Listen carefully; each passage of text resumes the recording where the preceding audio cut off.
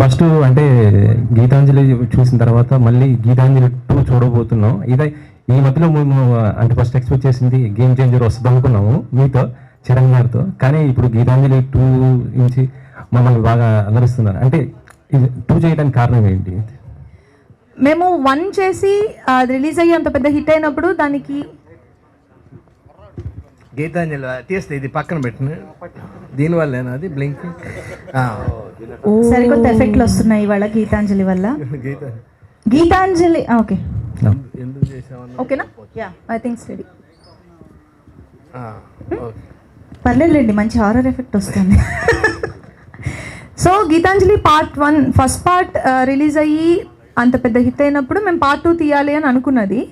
కానీ ఇంత long gap ఏంటి అంటే అందరూ బిజీగా ఉన్నారు, అందరూ వర్క్స్లో బిజీగా ఉన్నారు. సో పార్ట్ 2 కూడా కోన గారు చెప్పినట్టు పర్టికులర్గా ఆ పాయింట్ దొరకలేదు ఇప్పటి వరకు. సో ఇప్పుడు గీతాంజలికి ఆ పాయింట్ లాక్ అయిన తర్వాత మేము ఇది డెవలప్ చేసి తీయాలి అనేది మేము డిసైడ్ అయిన ఒక విషయం. సో గేమ్ చేంజర్ వస్తుంది, నెక్స్ట్ వస్తుంది గీతాంజలి 2 తర్వాత.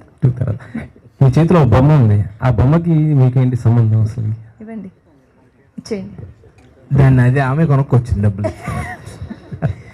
ఇన్వెస్ట్మెంట్ కాదు, తిను యాక్చువల్గా ఒక ఇంపార్టెంట్ రోల్ ప్లే చేస్తుంది మూవీలో. అందుకనే ఒక స్పెషల్ ఓపెనింగ్ అండ్ ఇవిడికనే ఒక ఇంట్రొడక్షన్ ఇచ్చింది. అందుకనే మీరు అది మూవీ చూసినప్పుడు మీరు బాగా థ్రిల్ అవుతారు, మీకు నచ్చుతుంది.